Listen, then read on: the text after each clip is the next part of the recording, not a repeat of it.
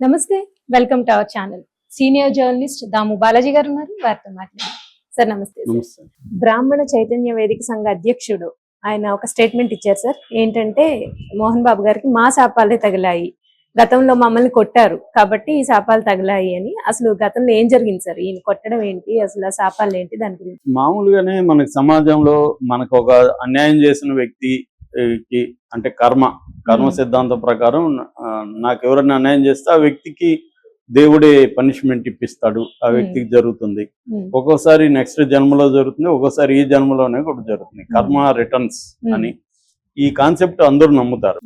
So ఇక్కడ అందుకని చాలా సార్లు ఇది మన దేశంలో ఏంటంటే బ్రాహ్మణులు బలంతో కాకుండా భావజాలంతో మనుషుల్ని తమ లొంగ తీసుకోవడానికి ఒక కర్మ సిద్ధాంతాన్ని తీసుకొచ్చారు.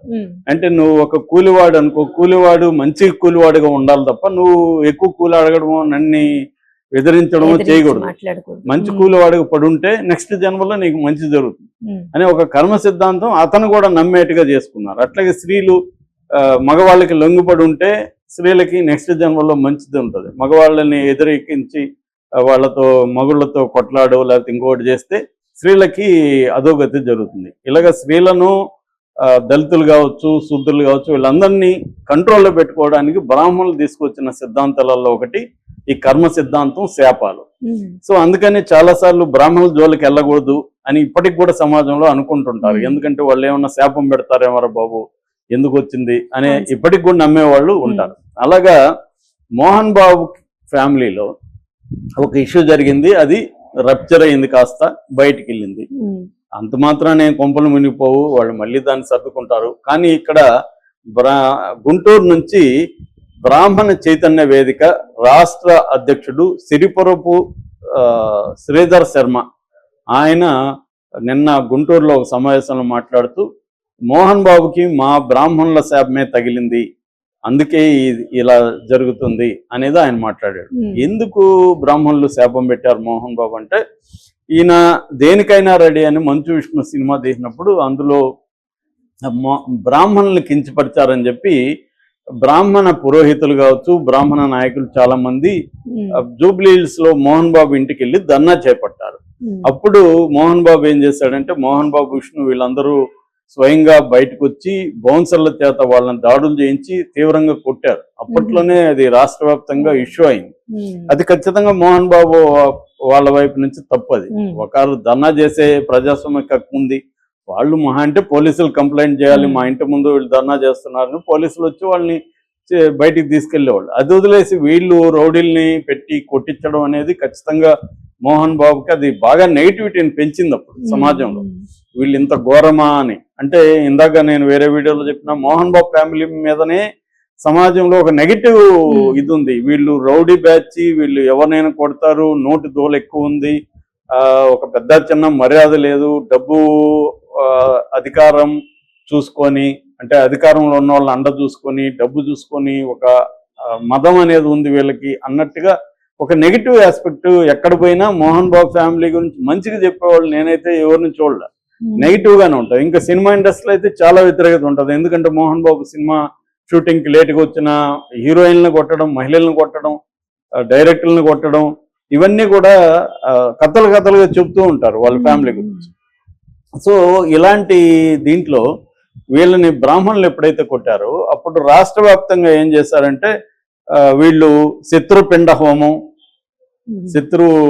శత్రు పీడన హోమం అన్నమాట, శత్రువుని నాశనం చేసే హోమాలు, తర్వాత పిండ ప్రదానం, వీళ్ళు చనిపోతే పిండ ప్రదానం పెట్టడం, ఇవన్నీ చేశారు అప్పట్లో. అంటే వాళ్ళ స్థాయిలో వాళ్ళు ఎవరికి ఇప్పుడు ఒక అన్యాయం నాకు జరిగితే నా పద్ధతిలో నేను రియాక్ట్ అవుతా కదా, అలాగే బ్రాహ్మణులు వాళ్ళు కూడా చాలా మంది నమ్మేవాళ్ళు ఉంటారు, నా శాపం పనిచేస్తుందని వాళ్ళు కూడా నమ్మేవాళ్ళు ఉంటారు. సో వాళ్ళు ఏం చేశారంటే ఈయన నాశనం అయిపోవాలని హోమాలు చేయడం, ఈయన చనిపోయినాడని పిండ ప్రదానాలు చేయడం, ఇవన్నీ చేశారు. అది ఈయన చెప్తున్నాడు ఈ శ్రీధర్ శర్మ. ఇవన్నీ మా వాళ్ళు రాష్ట్ర వ్యాప్తంగా చేశారు అనేక గుళ్ళల్లో, వాళ్ళ శాపాలే నీకు ఇప్పుడు తగిలాయి అని చెప్పి ఈయన కొన్ని డిమాండ్లు కూడా చేస్తున్నాడు. ఇట్లా అప్పటి నుంచే మా మీద దాడులు జరిగినప్పుడే సమాజం కరెక్ట్గా స్పందించి పోలీసులు కేసులు పెట్టి వీళ్ళని అరెస్ట్ చేస్తే వీళ్ళు గుణపాఠం జరిగేది. అప్పుడు వదిలేశారు. అందుకే ఇప్పుడు మీడియా మీద ఎంతో దౌర్జన్యంగా అతను దాడి చేశాడు. మహిళా జర్నలిస్టులను చూడకుండా వాళ్ళ మీద దాడులు చేశారు. అయ్యప్ప స్వామి మాలలో ఉన్న రంజిత్ అనే TV9 జర్నలిస్ట్ ని ఇక్కడ ఎముకలు 3 చోట్ల విరిగేట్టుగా కొట్టాడు. ఇవన్నీ ఆయన శ్రీధర్ శర్మ చెప్పాడు. ఆయన చెప్పిన వాటిలో కొన్ని వాస్తవాలు అయితే ఉన్నాయి. అదేంటంటే బ్రాహ్మణులైనా ఎవరైనా వాళ్ళకి ఒక అన్యాయం జరిగిందని ఆ సినిమాల్లో వాళ్ళని కించపరిచే విధంగా చెప్పారని వాళ్ళు చెప్పుకునే హక్కు ఉంది. దాని మీద ఉద్యమాలు, ప్రజాస్వామిక ఉద్యమాలు చేస్తున్నారు. వాళ్ళు ఏమేమి నీటి మీదకి రాళ్ళు వేయలేదు, ఇంకోటి చేయలేదు. వాళ్ళు వచ్చి ధర్నా చేస్తున్నారు క్షమాపణ చెప్పమని. వీళ్ళు క్షమాపణ చెప్తే అయిపోయింది. సరే చెప్పలేదు, చెప్పదలుచుకోలేదు, వదిలేసి పోలీసులకు చెప్తే వాళ్ళు ఇది చేసేవాళ్ళు. వీళ్ళు దాడులు చేసి కొట్టడం అనేది అప్పట్లోనే ఘోరంగా అందరూ అనుకున్నారు. సో ఈయన ఇప్పుడు అదే చెప్తున్నాడు. అట్లాగే కాకపోతే శాపాలు ఇవి పనిచేస్తాయి అనేది నేనైతే నమ్మను పర్సనల్గా. ఎందుకంటే శాపం అంటే అర్థం ఏంటి? నువ్వు దారుణమైన పరిస్థితుల్లోకి వెళ్ళిపోదు, నువ్వు నాశనం అయిపోదు, కోరుకోవడం. వీళ్ళ కోరిక శాపం రూపంలోకి ఎక్స్ప్రెస్. ఒకరి కోరికల వల్ల ఇంకో నాశనం అయితే ప్రపంచంలో ఎవరు మిగలరు. ఆయన గాంధీ చెప్పినట్టు కంటికి కన్ను ఇదైతే అందరూ గుడ్డి వాళ్ళుగా అయిపోతారు సమాజం. ఎందుకంటే మనకు అనేక మంది శత్రువులు ఏదో ఒక రూపంలో ఉంటాం. కారుకి వెళ్ళి బైక్ తగిలిస్తే వాడి చచ్చిపోవాలని మనకు ఆ టైంలో అనిపిస్తుంది, వాడిని చంపేయాలని కోరిక వస్తుంది. కానీ అంత మాత్రం ఏం జరగదు. సో శాపాల వల్ల అదేదంటారు, ఉట్టిదే కదని, పిల్లి శాపాల వల్ల ఉట్టిదే కదని పాత సామెత ఉంది. అట్లేమి వీళ్ళ బ్రాహ్మణుల శాపాల వల్ల ఏం తెగదు. కానీ వాళ్ళ పెయిన్ ని మనం వాళ్ళ పెయిన్ ని అలా ఎక్స్ప్రెస్ చేశారని మనం అర్థం చేసుకోవాలి. సో మోహన్ బాబు ఆ విషయంలో ఖచ్చితంగా తప్పుంది. అలాగే ఈయన పద్మశ్రీ ఇచ్చారు ఆయనకి, మోహన్ బాబుకి 2007. దాన్ని కూడా వెనక్కి తీసుకోవాలి. ఇలాగా మీడియా మీద ఇంకొకరి మీద దౌర్జన్యం చేస్తున్నారు అనేది అంటున్నారు. అది ఆ డిమాండ్ కూడా తప్పేం లేదు. ఎందుకంటే పద్మశ్రీ ఇచ్చినప్పుడు సమాజంలో ఒక గౌరవ స్థానం ఉన్నట్టుగా అర్థం చేసుకోవాలి. ఎందుకంటే సివిలియన్ అవార్డులు, దేశ అత్యున్నత సివిలియన్ అవార్డులను పద్మ అవార్డ్స్ అంటారు. అటువంటి అవార్డు వచ్చిన మోహన్ బాబు సమయంలో వ్యవహరించాలి, ఓపిక ఉండాలి. రెండోది ఆయనకి అనుభవం ఉంది, పెద్ద ఆయన 78 years. ఆయన ఎలా ఉండాలి? బుద్ధి చెప్పి కూల్గా మాట్లాడి చేయాలి కోపం ఉన్నప్పటికీ. అది చేయకుండా ఆయనే ఒక పిల్లవాళ్ళలాగా, ఎవరికో యంగ్ బ్యాచ్ కి ఆవేశం ఉంటుంది, విష్ణుకో మనోజ్కుంటే అర్థం చేసుకోవచ్చు. ఈయన ఒక చిన్న పిల్లవాళ్ళలాగా వచ్చి ఆ మైక్ తీసుకుని వాళ్ళని కొడితే, వాళ్ళ డ్యూటీ చేయడానికి వచ్చారు. మనోజ్ పిలిస్తే వెళ్ళారు వీళ్ళు జర్నలిస్టులు. వీళ్ళు తప్పేం లేదు, వీళ్ళేమీ చొరబడి పోయిన వాళ్ళు కాదు కదా. మనోజ్ పట్టుకుపోయాడు. ఎందుకంటే మనోజ్కి భయం ఉంది. ఆల్రెడీ విష్ణు బౌన్సర్లు దింపాడు, నన్ను కొడతారేమో, మీడియా ఉంటే బెటర్ అని మనోజ్ తీసుకెళ్ళాడు. మనోజ్ వెంట వెళ్ళింది. తన డ్యూటీ చేస్తున్నాడు ఒక జర్నలిస్టు. తన ఉద్యోగం, తన బతుకు తెరుగు కోసం పనిచేస్తున్నాడు. అయ్యప్ప స్వామి దీంట్లో ఉన్నాడు. అతన్ని అలా కొట్టడం అనేది ఆయనకి ఏ కారణాలు ఉన్నా కూడా అలా కరెక్ట్ కాదు.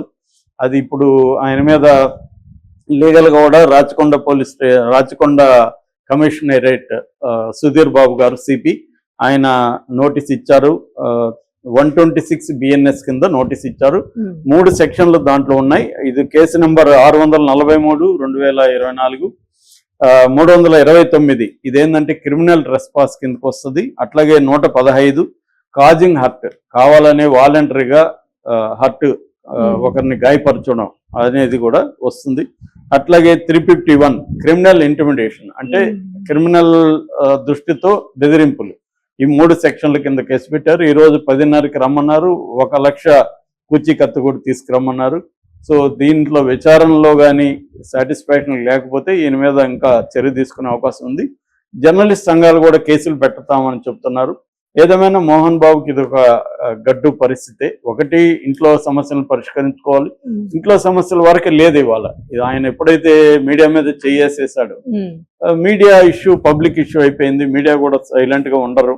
పైగా తెలంగాణలో తెలంగాణ ఉద్యమం టైంలో కూడా ఈయన ఘోరంగా ప్రవర్తించాడని ఇక్కడున్న తెలంగాణ ఉద్యమకారులకు కూడా ఆయన మీద ఎప్పటి నుంచో కోపం ఉంది.